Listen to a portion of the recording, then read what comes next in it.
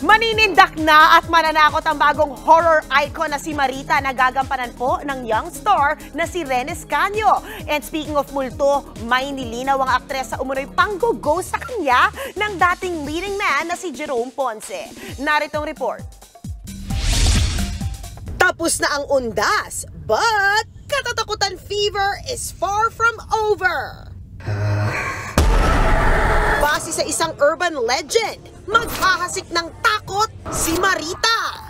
Isa siyang entity sa loob ng isang theater hall sa isang sikat na university dito sa Pilipinas. And madaming story about her na meron siyang vengeance, meron siyang unfinished business, meron siyang curse. So dito parang mas makikilala natin kung sino ba talaga si Marita. Ang bagong katatakutang horror persona, gagampanan ni Ren Escanio na hindi umurong sa pangmalakasang prosthetics session. Tinitiis ko siya for like more than 16 hours.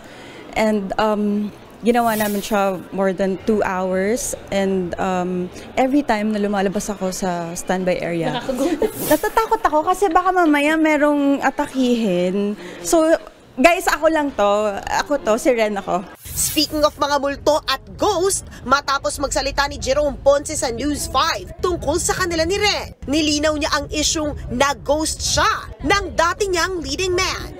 Ano na, Jerome? Ang alam ko lang talaga is sobrang nag-work hard kami para mag-work yung tandem naming dalawa dun sa last na ginawa namin. And then bigla na lang may iba na siyang partner. May sama ng loob pa nga ba si Ren kay Jerome?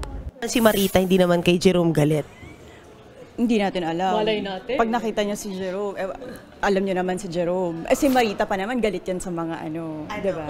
Sa mga Sa mga pogi. Ayaw ni Marita sa masyadong pogi. Galit siya. Kasi mapanakit daw yung mga pogi na yun. Okay na nga ba sila? Or in fairness sa mga kay Jerome, last time nag-message pa din naman. Merong iba, mga sinisin ko lang. Pero last time, sinagot ko naman. Mga kapatid, ito po ang inyong K-Alaman Queen, Kalad Karen. Always remember na ang K-Alaman ay K-Yamanan. Kaya para sa latest showbiz news at dagdag impormasyon, mag-follow at mag-subscribe sa social media pages ng News 5. K? Okay.